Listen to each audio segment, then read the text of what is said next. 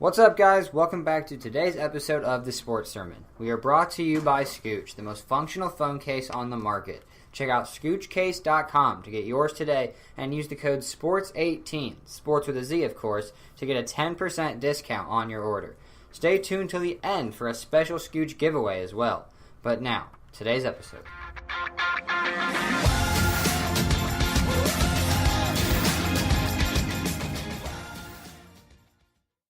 So we are here today to talk about the Pac-12 North. I am Jason Gandhi. I am joined by offensive line guru Dylan Staggy, and of course, the college football man, the dude that knows everything about every team in Division I college football, but it doesn't even stop there. Don't get him started on D2 football. He can tell you everything about that.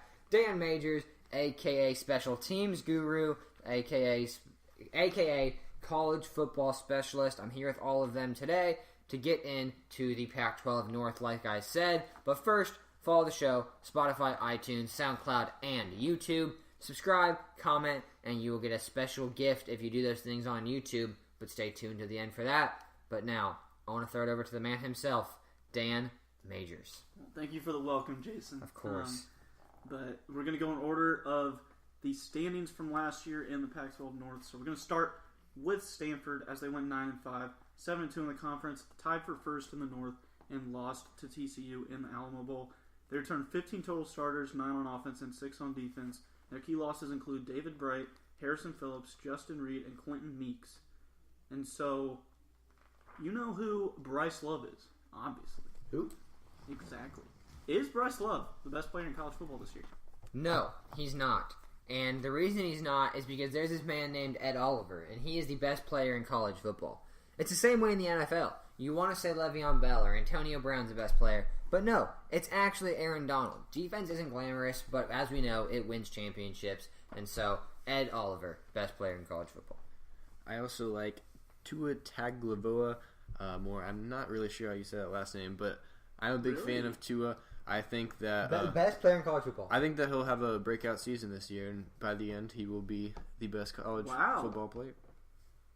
That's a bold statement. That is earth-shattering bold. This guy might not even start, and you think he's the best player in college football. I think he's going to start, but I'm saying the greatest coach in college football history doesn't even think he's good. Might not be good enough to start a football team, but you think he'll be the best player in all of college?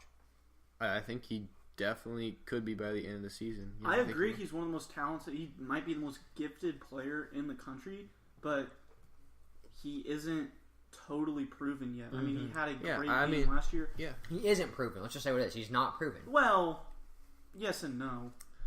I mean, he's definitely I think he definitely should start over Hurts. Let's not get into that right now. But go check that out on our SEC West podcast, where we had a probably 20-minute debate whether Hurts or Tagovailoa should start. Yeah, the guy that was fighting for Jalen Hurts is really smart. Go check it out. Yeah. I wonder who that was. Yeah. All right, Dylan, don't pump yourself up too high. Come on now. It was you. Obviously. You just said Tua was the best player in college football. Well, but is Hurts better? Than him. I don't know. No. All right. Fine. Anyway, I say Bryce Love, out of the skill positions, definitely is the best player in college football. The only player better is probably Ed Oliver, Thank you. Give him some love, Dan. Yeah, but Bryce Love is definitely a close second. There honestly isn't as much talent in college football as prior years. Like last year, we had a group of guys to choose from that would most likely win the Heisman. But this year, the trophy's totally up for grabs. Like, I literally have no idea who's going to win it this year. I can tell you who, Dan. Do you want to see into my crystal ball? I'm trying to think who you would think. Oh, DeAndre Francois. No. Cam Akers. Jalen Hurts. No, okay.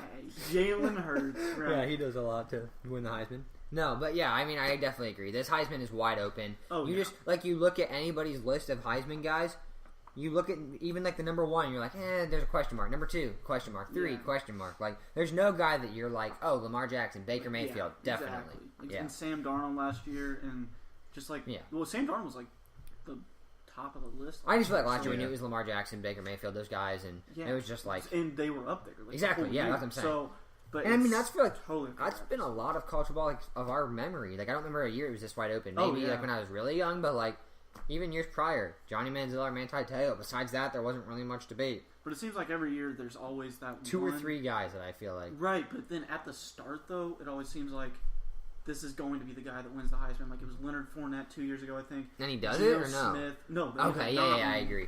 Like, they were solid for the first Let's like, go off on a 5 tangent games. real fast. Who's that going to be this year? Ooh. I'm going to go with Trace McSorley.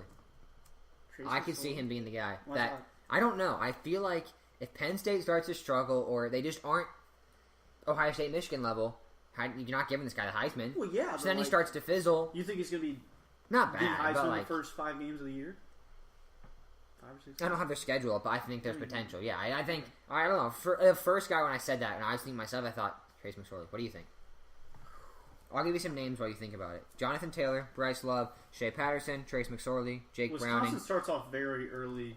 You think of Jonathan Taylor, Could be maybe? Jonathan Taylor. Yeah, I'm with you on Jonathan Taylor. I think like he could have 1,000 yards through his first 5 games or something like that. Everyone's like Jonathan Taylor's definitely going to win the Heisman, and then Wisconsin maybe loses a couple games. They're not really in contention for the playoff, and Yeah. Yeah, because Iowa wins the Big Ten West, right? Is that why, Dan? Or Definitely Dylan? not. Definitely not. Anyway, in this situation, it sounds like maybe. And Dylan said lose a couple of games. I mean, they have Penn State, Michigan, so yeah, they definitely. they could lose those. Yeah, and then Iowa sweeps in. Go Hawkeyes. All right, let's get back to the Pac-12. All right, let's talk about the defensive side of the ball for the Stanford Cardinal. They have 6 returning starters. Mm-hmm. Will this defense take a step back this year? Yes. Losing Harrison Phillips, Meeks, and Justin Reed, who are all All-Americans, will be very tough to replace, obviously. But this is Stanford. They never have down years, right, Dan? You see what I'm going with? They never have down years. I forget. I feel like we did. We had a thing a few years ago where I told Dan they're going to have a down year before I even looked at anything about their team. Oh. And he was like, no, they're going to be really good. And then they finished unranked. It was a big joke. But What? I had to throw When that did little that jab happen? in. It was 2016, I think. 2016, they went 10-3. But look at their finish. They weren't ranked, and you were like they're definitely top 10, top 15 that team. actually is weird, but they I definitely. know they were so good. It was just funny. No, 'cause they we were were number like, 16 going into their bowl game. I don't know what they finished, but they weren't ranked. I remember they that was just definitely won big. their bowl game. So Oh, I like remember it was a top big 12 or thing. something. Whatever. Back to this. They have one of the best linebacking groups in the country. They should be fine. They gave up 22.7 points per game last year. I'd expect that to be about the same due to a weak Pac-12.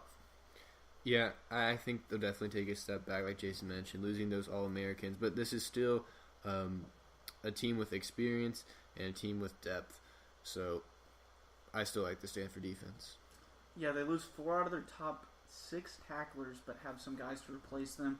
Look for guys like Dalen Wade-Perry and Elijah Holder to really step up this year, and I think they'll lead their units. The linebacker unit, I think Jason just mentioned it, it's one of the best in the country, and they didn't lose much talent last year, so look for them to be really solid. Mm-hmm. Let's go into it. What is your record and standings prediction for the Cardinal? I have them 10-2. I think they finish second in the Pac-12 North, and they lose at Notre Dame and at Washington. I have the same exact thing as you, Jason. I think that USC game, week 2, I think they'll take advantage of a young USC team, get the win there. But then at Notre Dame, at Washington, both of those games will be really tough. I think they finish 10-2. You have losing to Notre Dame and Washington? Mm-hmm. All of us do? Are you Really? kidding? You guys That's cheated. insane. Yeah, but they arguably have the best offense in the Pac-12 and should have a really good Really? shot at the conference. Yeah. I'd take Washington. It's close. Really? It's very close. I mean, for me, Jake Browning and Miles Gaskin. That's enough said. I understand stopped that, there. but you look at... I don't know. It's crazy because... I mean, I think it's not like... I don't know. I love the receiving the corps that Washington has, too. Like, I think all of that combined, I don't know. I just think, for me, I go Jake Browning, Miles Gaskin. That's it. Don't talk to me about anybody else. But I mean, Bryce Love is so good. Don't get me wrong. I'm super high on Jake Browning and Miles I was going to say, I knew we were both high on those yeah. guys, so... But yeah, I have 10-2, 8-1 in the conference, second in the North.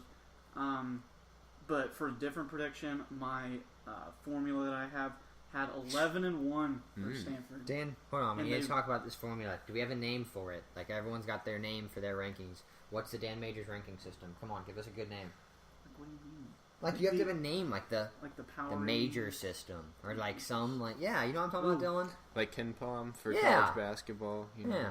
Come on, you're making... real quick backstory. Dan, me and him started this idea a few years ago to make an NCAA tournament formula. Then it turned into Dylan and I making one, and like all of us have tried to do that. And then Dan took it on a whole different level. He's trying to make a formula for college football to predict the season. Dan, do you want to talk about that formula some more?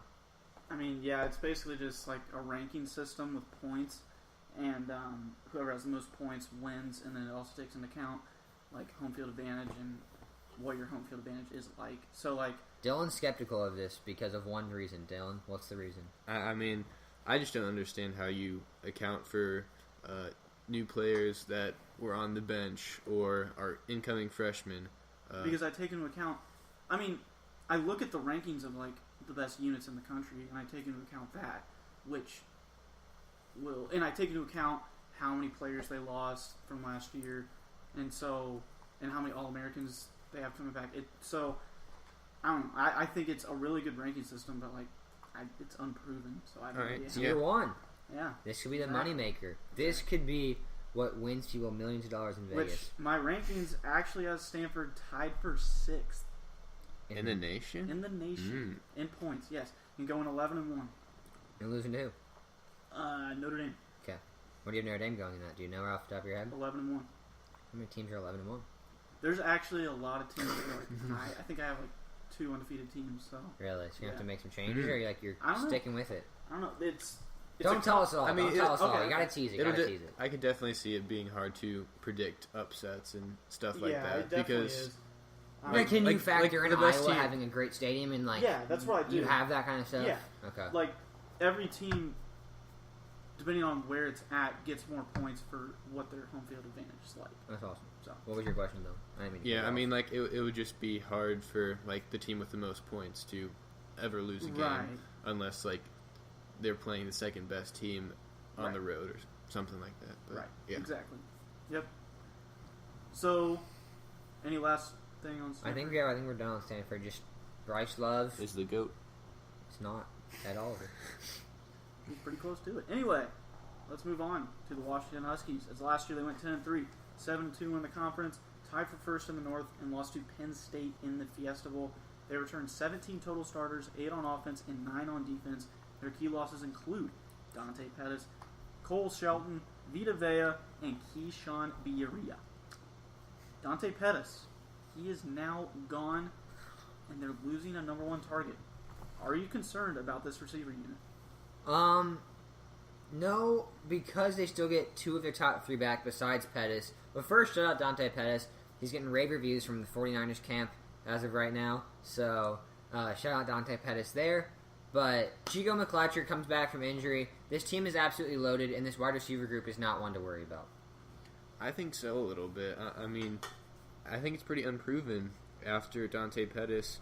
I think the offense will still be fine, though, because they have depth at the tight end position and running back. So I think they have enough firepower and weapons around Jake Browning to make up for losing Dante Pettis. But I would be a little bit concerned because of the guys coming in are just a little bit unproven. See, I think it's concerning, but for a different reason. Because, I mean, Browning, he's had an elite number 1 target the past 2 years. John Ross and Dante Pettis. They do get Chico McClatcher back, as Jason mentioned. I know. After only playing in 2 games last year, but he's a slot receiver. So, I mean, I'm definitely worried about that number 1 target, but they should be more experienced coming in than last year. But Myles Gaskin is the best running back he's had. I think this is the best version of Myles Gaskin you assume as a senior. Yeah, but you look at the receiving core from every year Browning has played. He's had a solid number 1 target, an elite number 1 target. He doesn't have that this year. No, I know, but what I'm saying is he's not going to need that as much if he's got a better running back. That's what I'm saying. But he's had that every year. But you assume Myles Gaskin is the best version of himself, right? As a senior, you expect he's going to be the best version of himself. So you have that to take away some of the pressure from having number 1 receiver. Plus, you get a guy like Chico McClatcher back, along with their other guys. Like, they're not bad. Aaron Fuller Jr. and those type of guys. And they're a deep. They don't have the number 1 star. You're right. But for me, I guess I justify it with having a guy like Myles Gaskin able to take off some of that load. And then at the tight end position too, I think Drew Sample and then Hunter Bryant coming in as a sophomore. I think he could step up and. Yeah, I'm still concerned about the number one target, though. So, anyway, let's talk about Chris Peterson. Is this the best team Chris Peterson has coached in his 5 years at Washington? Yeah, this team's absolutely loaded. Jake Browning and Myles Gaskin are legitimate Heisman threats, and their defense is one of the best in the country. I love this team. Yeah, I definitely think so. I think the wide receiver, again, is a little bit of a concern, and losing Vita Vea leaves something to be desired on the front seven. But Browning, Gaskin, and the secondary will just be able to make this team so great this year. Yeah, I say yes. They have a lot of talent returning, including a lot of guys that had significant playing time from that playoff team. Browning and Gaskin were their quarterback running back duo that year, and will go down in Washington history as the career passing leader and the rushing leader by the end of the season. Gaskin is one of the most underrated players in the nation, like he was last year. He was actually my dark horse Heisman candidate, and he was that kind of talent, but just wasn't in the national spotlight because he's in the Pac-12 and they play so late. But yeah, I'm in love with Myles Gaskin and Jake Browning. So In love. Sorry, but yeah, I just really like those guys. So let's talk about our record and standings prediction for the Huskies this year. I think it's easy. 11-1. They lose to Auburn first in their Pac-12 North. Do they win the Pac-12? Dan, this is the Pac-12 North. I don't know yet. Okay. I think so. I don't know what team would beat them. Yeah. But I don't want to make that statement until I'll get back to you on that. At the end of the episode, ask me. I think so. I don't know. I haven't really made that decision though. Okay. I think they definitely win the Pac-12, but I also have 11-1, and losing to Auburn, I think that really the rest of their schedule should be pretty cake.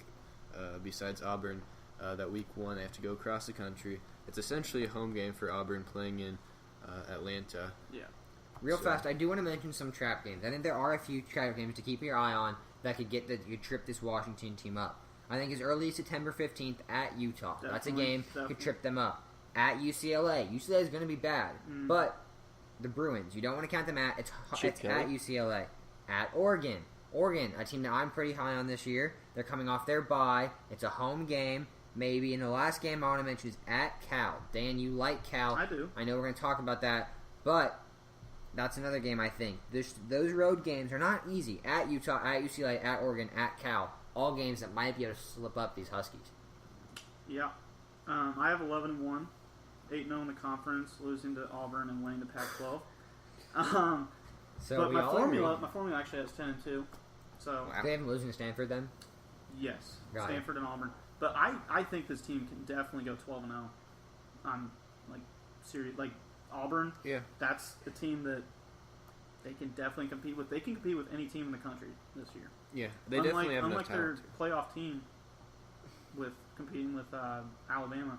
I think they can definitely compete with. Yeah, Dan, every I team in mean, the I'm country. sure you're more excited than I am, but I just can't wait for opening week of this college football Oh, season. yeah. Because, you just look at that game specifically, Washington-Auburn. That's going to tell you so much about the season Oh, right there. And you look at the bowl games from last year with the Pac-12. Yeah, One win. yeah, One win. yeah. Yeah.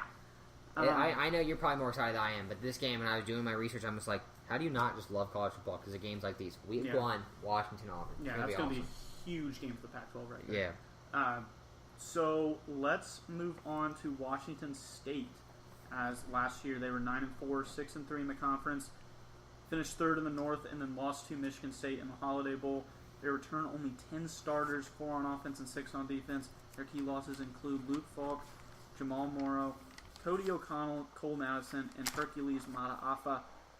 Can Washington State get back to 9 wins with only 10 starters returning? No. This team is way too inexperienced for my liking. The offense will be okay with Mike Leach still as coach, but the 9 wins they had last year, a lot of that was credit to Luke Falk and that experience. They have 4 offensive starters returning, like Dan said, and that's concerning to me. Yeah, I think this is a huge rebuilding year for Washington. Obviously, the quarterback situation is sad. It was tragic. The wide receivers do have good depth, though, and then the defense just lacks depth. Also, big time. Sorry, can't talk. But I just don't see a way that Washington could get back to 9 wins. I mean Washington State? Washington State, yes. Anyway. Washington's definitely getting 9 wins. Yeah, I say no also. There are they are one of the least experienced teams in the country and lose some of the top-of-line talent from last year. Leach actually signed a 4-year extension instead of going to Tennessee, and he'll have his hands full this year.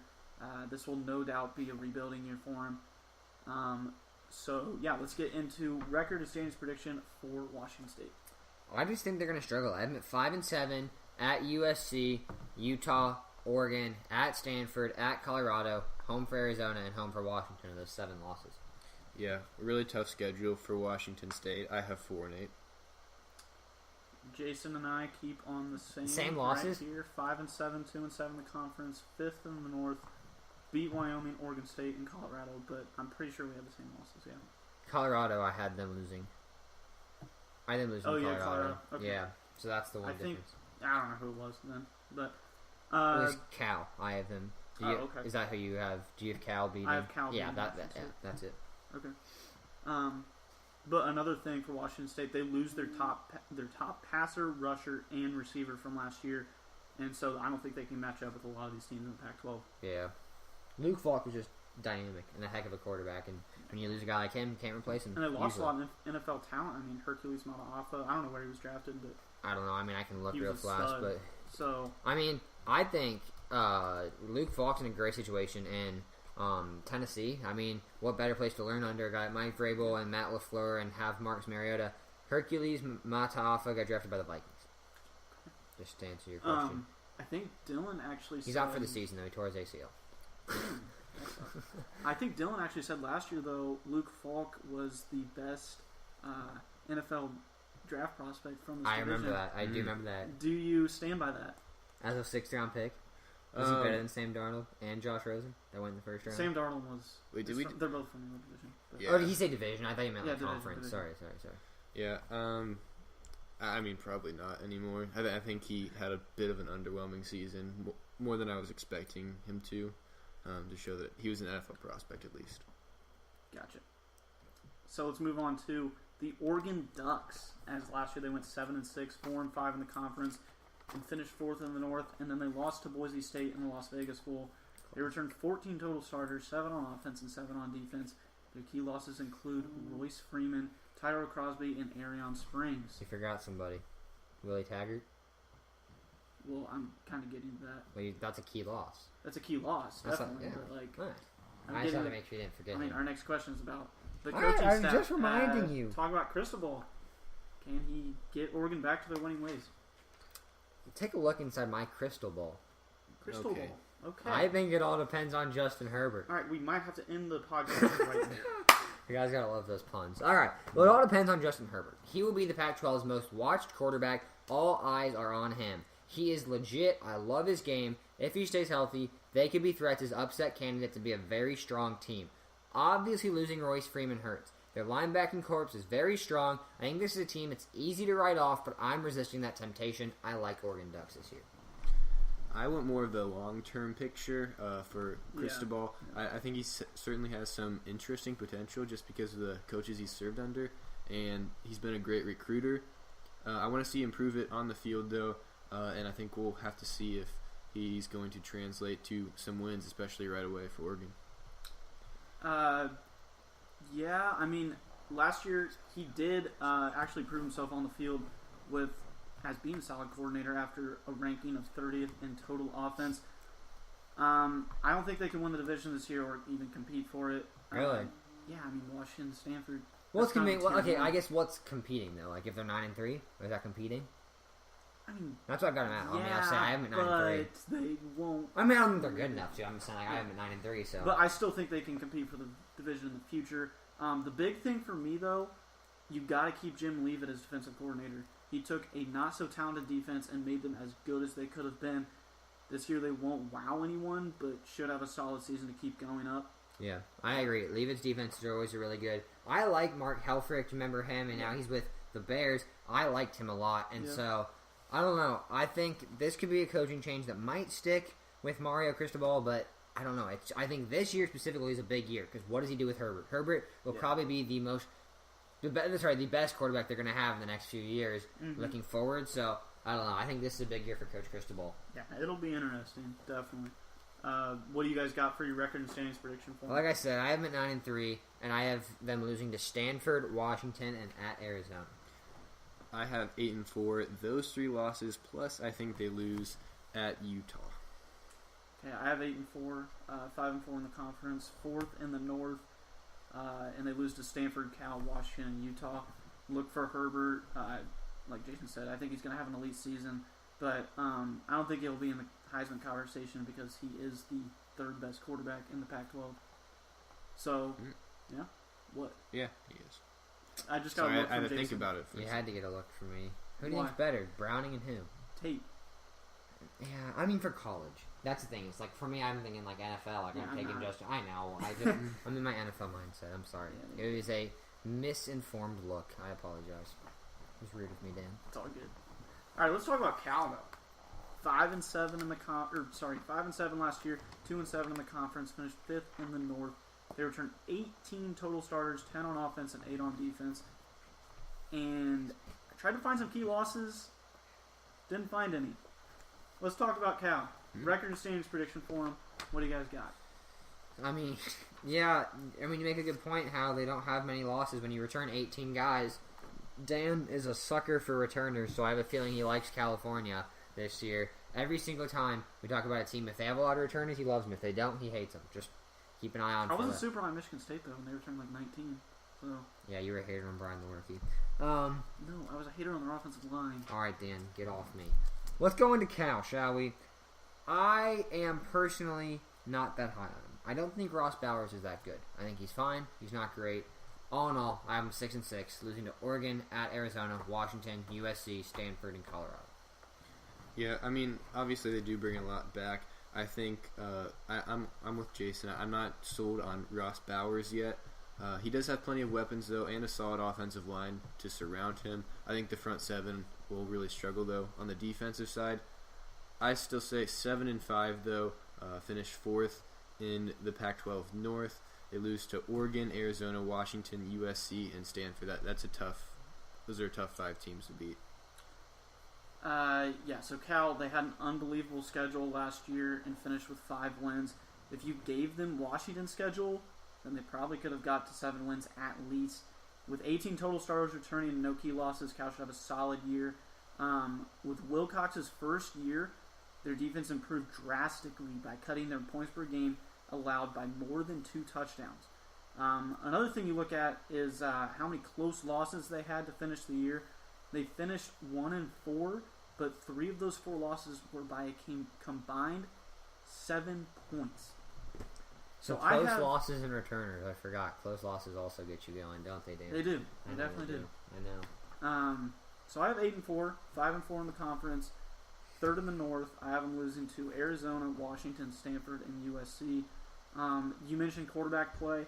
It was bad last year. I'll admit that, but that was expected after Bowers had to replace Davis Webb and Jared Goff before that. It's now the 2nd year under Bo Baldwin, so I look for improvement from Bowers. Yeah. All right.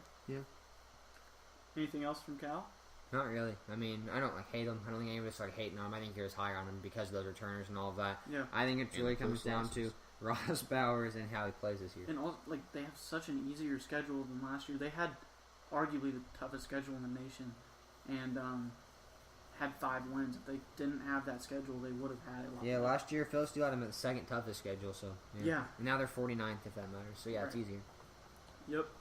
So let's talk about Oregon State now. As last year they went Best team in the 1-11, league. Let's go. 1-11, 0-9 in the conference, finished last in the North. They returned 15 total starters, 7 on offense and 8 on defense. The key losses include Darrell Garrettson, Ryan Mail, and Mayonnaise Hungaloo. Dan, Yeah. tell me one thing about any of those players. Yeah, I don't know. Okay, cool. But Oregon State, they were pretty bad. Is this the worst team in the Power 5? So this is what I've decided. I can't answer this question fairly. I just can't. Why is that? You know what I need, Dan? I need a 4-team playoff. I need Kansas, Rutgers, Virginia, and Oregon State. Virginia. and a worse team in the Power 5. Illinois. Virginia What was about- the tough team. I didn't know if I should go Illinois there. That was. Yeah, I that's what I was wanted gonna say. another conference. I wanted all four. I want 4 different conferences. Baylor from last I year? had them typed up too. Actually, that's interesting that you say that. Yeah, I don't know. I want to see them play each other. Kansas and Rutgers play each other. Let's see Oregon State play one of those guys. Let's see. I want to see this. I'm not even kidding. I want to see them play each other. So you think the committee will make sure to get every conference in there? I mean, I think they should. I don't think you should have. See, that's the thing. The Pac-12 played. It was bad last year. I'm worried they're going to get against slept other on. That's true.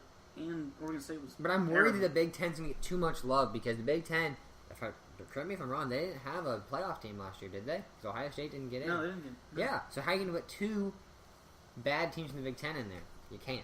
Well, that means That's they're why- really bad. So they deserve 2 bad Should we teams. do an 18 playoff? Yeah. Ooh, there we go. Yes. You gotta love it. Yeah. We'll debate. No, yeah. I have them 1-11. They lose to everybody but Southern Utah. Yes, Nevada sucks, but they're still beating them because we're talking about Oregon State here. Yeah. Worst team, also 1-11. Last, not much else to say about Oregon Dan, State. don't tell me you have Nevada losing to them. Let me get into it. Let me give Sorry, you sorry. That was my so rude of analysis me. On, Yeah, Oregon let's hear State about here. these guys that you'll really watch a lot of football games about. Oh yeah, definitely. Yeah. They lack a lot of depth everywhere, and their Mhm. starters aren't that great to begin with. So I'm going to say yes, they are the worst Power 5 team. Their best player actually, this sounds kind of bad. It might be their kicker. And Jordan Chowcare? he's a stud. He is really good. I'd take He him on my actually is a football stud. I think everyone just needs to pray for Jonathan Smith, though, because he's coming into the worst situation in college football. This sucks for him. I mean, that's terrible. But I have them at 1-11, 0-9 in the conference, finishing last in the North. I think they beat Southern Utah. Nevada is their only other winnable game on the year, and I don't see them getting that done with Ty Ganji there. Because Ty Ganji is a stud. Ooh, but what about week 1? Ohio State? I mean, they might not have their coach.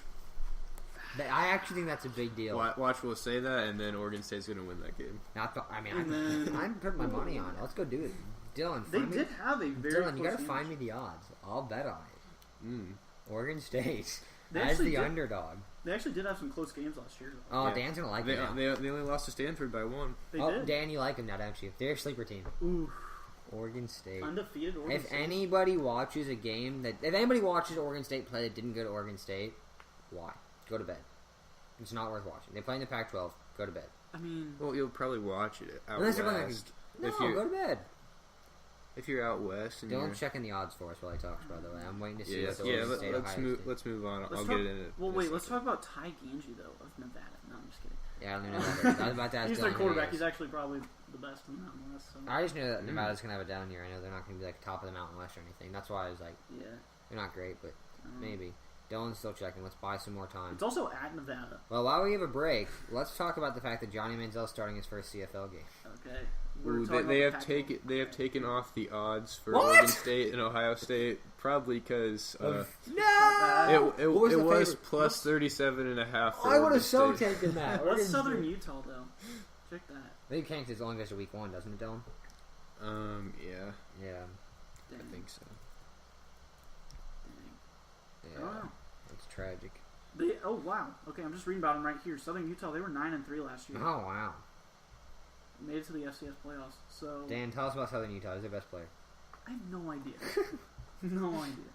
I can talk All right, about Dayton. let's stop wasting time. Let's get into our Heisman contenders. All right, Dan. yeah, Heisman contenders for the Pac-12 North. What do you guys got? There's 3.5 guys. Let's just call it what it is. Jake Browning, Myles Gaskin, Bryce Love, and then maybe Justin Herbert if Oregon gets hot. That's it. All right. And Oregon State's quarterback, of course. Yeah, definitely Bryce Love, Myles Gaskin, Justin Herbert. Those are going to be my 3 guys. Not Jake Browning? I don't. Really, He's not as flashy. I mean, he's in the Heisman conversation the last few years. Yeah, So, but like, I think he'll take a No, I step down. understand. I think Myles Gaskin will take on more of the load with he should. He definitely should. with Dante Pettis leaving. Yeah, I agree. I just think Browning will be in it, though.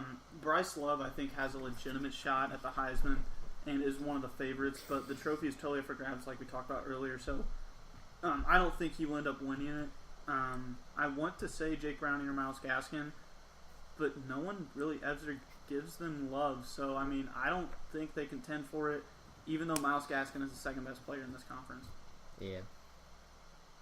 Surprise team though. What do you guys? I'm going with Oregon, I guess. I'm at 9-3. I don't really have any surprises. I'm pretty the same as everyone else. I feel like there's no big shocker. I mean, Dan Years is probably Cal, but I feel like none of us really shatter Do you have one, Dylan? any news. I'll also say Cal, but What'd you have? 7-5. Yeah, I feel like none of us really broke. Oh my gosh, can't believe you like them. I feel like we all kind of Well, I mean, Cal coming off a 5-7 year and then getting to 8 wins. I think their ceiling is 9. So okay. I think they can get to 9.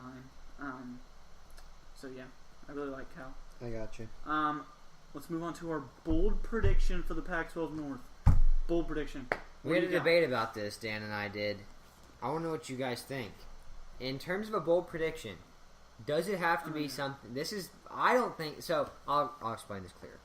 I personally think when I hear bold prediction, it's something you could see happening and you wouldn't be surprised if it happens. Dan thinks it is a hot take that you truly believe, that you this will predict this happen. to happen, like you are confident this is going to happen. So, you I want to predicted know. it Do you in your predictions like we just did. you double down, you put money on it, all that kind of stuff. That's what Dan thinks. Dylan, what do you think? You didn't get in on this conversation. I look at it something like, oh, this is bold. Like if this happens, I'm not surprised.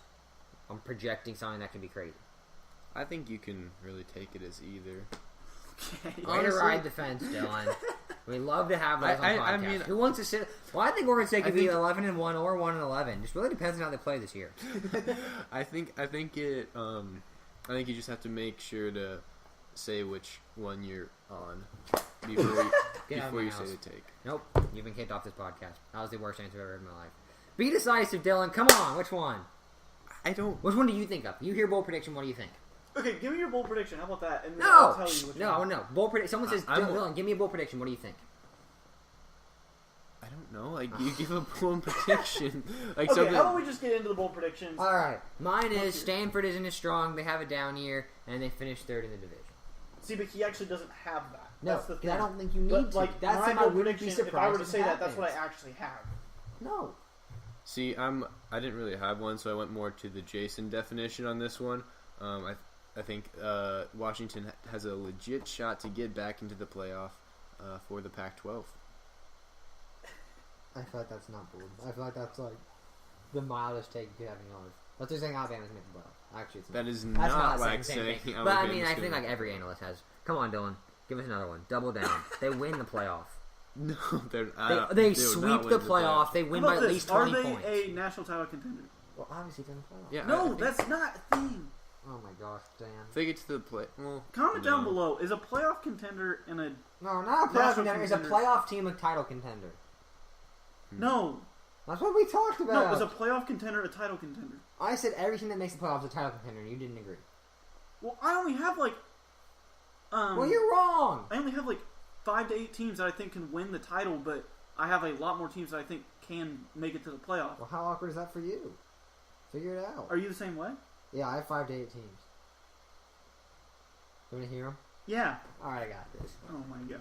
All right, I so haven't even said my bold prediction all right. Do you want to say that first? And then I'll tell you my yet. 5 to 8 No, say teams. your thing. Are you sure? Yeah.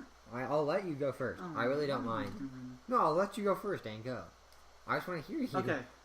I say Jake Browning will be Washington's career passing leader by the end of week 3. That's pretty bold. He needs around 1,100 yards to surpass it, and I think he gets it done early.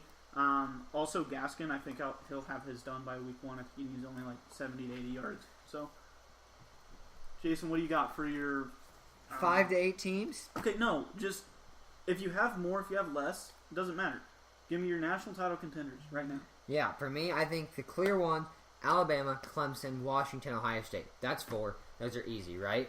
Those are the easiest 4 teams to think they can make it. But then you keep looking deeper. I think Georgia, they're a legitimate playoff team. You keep going. I think Wisconsin, another legitimate playoff and title contender if they make it. But I don't have them even winning the Big Ten West. So for me, I don't want to put Wisconsin in there. So let's keep going down the top teams. So you don't think Wisconsin? No, I don't put Wisconsin. That's what I was saying. But they're a playoff contender. Yes, they're. But I Okay, don't think there they're a you title contender. Oklahoma. I do, by the way. Oklahoma, I'll be 100% honest. I just haven't got into yet. I know they have Kyler Murray. They lost Baker Mayfield. That's really the extent that I know right now. It sounds stupid, but it is what it is. I just haven't got into it, so I don't want to say anything Still on have that. Rodney Anderson. I think Michigan, I have them winning the Big Ten. I think they have a shot. Michigan. So With that schedule, though? Yeah. I mean, I haven't won the Big Ten, so yeah. I mean, if they win the Big Ten, I think they're a playoff contender, which makes them a title contender. I haven't won the Big Ten. I don't think they're a title contender. All right, well, you're a hater. Actually, I hate Michigan, so I don't know why. Actually, no, I'm not sure if I won. I don't think I have. All right, we've gone off the rails. Anyway. Basically, I have like 5 or 6 teams, and they can win the ship. They might not. Who knows? Did you even name? Oh my gosh. Yes, Stan. Want to name them again? No, it's I fine. would literally name them. Clemson, Alabama, Ohio State, Wisconsin. What about, like, not Wisconsin, Washington. USC, Washington, No. Stanford. You're telling me USC is a title contender? So, okay, hold on. You have one Pac-12 team, Yes. 2 SEC teams. Yes. 2 Big Ten, Ohio State and Michigan. Okay. Ohio State, Michigan, Alabama, Georgia, Clemson, Washington. 6 teams. Get Bang. off me. Bing, bang, boom. All right. Biggity bang. Dylan, what do you... No, okay. We'll talk about that in the playoff. This has gone off the rails. We're going to wrap this thing up, I guess. Dan, you want to wrap it up? Not really. Alright, I'll do it then. So, that's going to do it for the Pac-12 North. Comment below and subscribe. Oh, Dan. Comment below, subscribe. If you entered to win a free Scooch case, I apologize. These podcasts are just going crazy, but it's what makes us great around here. So comment and subscribe. We'll have more content. Check out our playlists, NFL, college football, NBA, and fantasy football. Dylan just patted me on the back. I appreciate your support, buddy. And we are going to see you guys later. Go Washington.